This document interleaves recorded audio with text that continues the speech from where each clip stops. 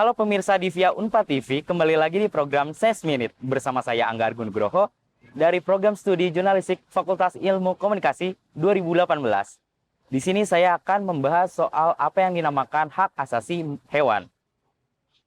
Hak-hak hewan adalah prinsip-prinsip moral yang didasarkan pada keyakinan bahwa hewan non-manusia berhak atas kemampuan untuk hidup sesuai keinginan mereka tanpa harus tunduk kepada keinginan manusia.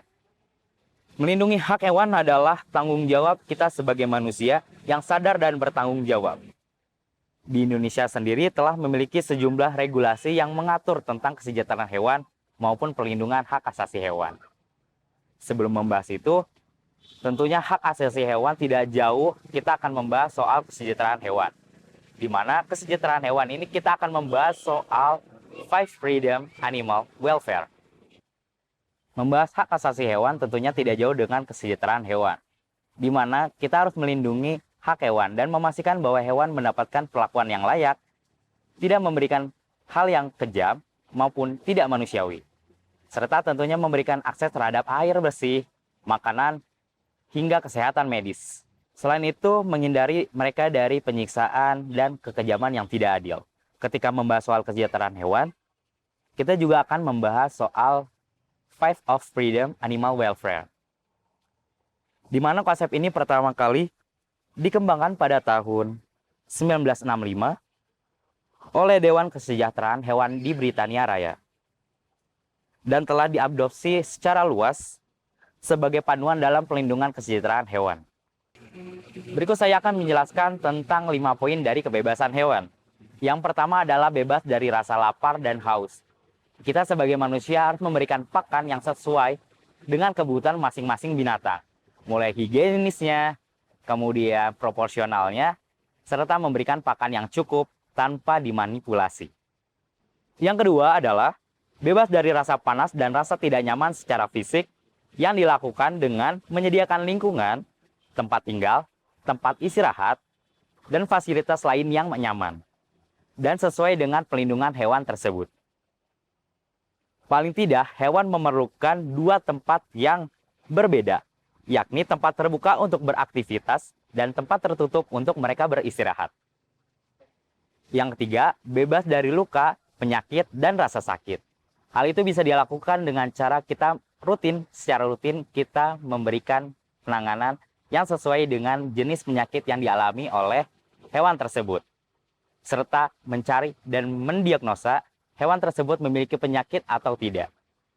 Ketika kita sudah tahu apa penyakitnya, sebaiknya kita langsung menuju ke tempat yang seharusnya. Pergilah ke dokter hewan setempat. Yang keempat adalah memberikan mereka kebebasan berekspresi sesuai perilaku normal dan alami mereka, dengan cara memberikan ruang dan kandang sesuai fasilitas yang mereka butuhkan dan memadai. Selain itu, termasuk memberikan teman atau hewan sejenis, atau bahkan pasangan untuk melakukan interaksi sosial maupun hubungan reproduksi. Yang kelima adalah bebas dari rasa takut dan penderitaan, di mana poin ini dilakukan dengan cara memastikan bahwa kondisi dan perilakuan kepada hewan peliharaan kita bebas dari segala yang menyebabkan rasa takut dan stres, seperti konflik dengan spesies lain dan gangguan dari predator. Di balik hak asasi hewan dan kesejahteraan hewan di Indonesia, sayangnya, menurut Asia for Animal Coalition, Indonesia adalah negara pada urutan pertama sebagai negara dengan konten penyiksaan hewan terbanyak di media sosial. Dari 5.480 konten yang dikumpulkan, ternyata sebanyak 1.626 konten penyiksaan berasal dari wilayah Indonesia. Tentunya ini hal yang miris bagi Indonesia sendiri. Padahal di Indonesia sendiri memiliki sejumlah regulasi yang melindungi pelindungan hak hewan dan kesejahteraan hewan. Salah satunya adalah pada pasal 302, mengatur bahwa seseorang yang melakukan penganiayaan kepada hewan, baik ringan maupun berat, dapat dipidana maksimal 9 bulan dan denda maksimal Rp400.000. Penganiayaan ringan dalam pasal tersebut adalah tindakan dengan sengaja dilakukan untuk menyakiti atau melukai hewan atau merugikan kesehatannya.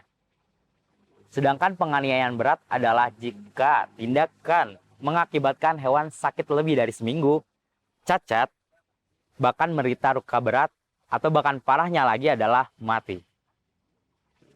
Selanjutnya juga ada Peraturan Pemerintah Nomor 95 Tahun 2012 tentang Kesehatan Masyarakat dan Kesejahteraan Hewan, di mana peraturan tersebut menjamin kesejahteraan hewan dengan menggunakan prinsip kebebasan hewan.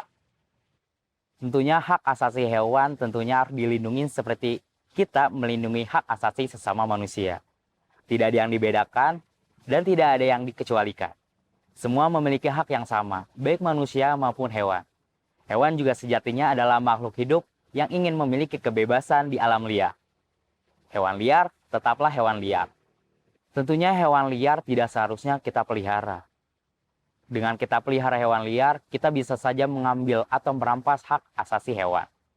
Tentunya 5 prinsip kebebasan hewan ini menjadi pertimbangan kita ketika ingin memelihara hewan. Kita harus melihat apakah hewan tersebut akan merasakan lapar, haus, stres, hingga lain sebagainya.